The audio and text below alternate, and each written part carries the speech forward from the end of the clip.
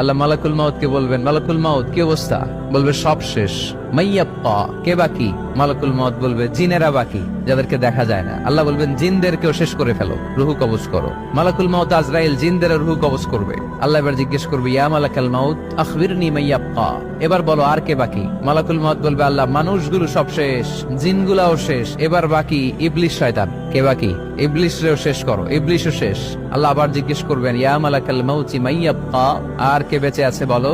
মালাকুল মাউত বলবে, আল্লাহ আপনার কথা অনুযায়ী পৃথিবীর সব মানুষের রুহু কবজ করলাম, সব জিনদের রুহু কবজ করলাম, ইবলিসের রুহু কবজ করলাম, এখন আছে শুধু ফেরেশতা। আছে কারা? যাও ফেরেশতাদের রুহু কবজ করো। ফেরেশতাদের রুহু কবজ হয়ে যাবে। এবার আল্লাহ জিজ্ঞেস করবেন, ইয়া মালাকাল মাউত আখবিরনি মাইয়াব্বা। মালাকুল মাউত বলবে, আল্লাহ আপনার কথা মতো ধরে ধরে সব শেষ, ফেরেশতাও শেষ, 4 জন ছাড়া। কয়জন ছাড়া?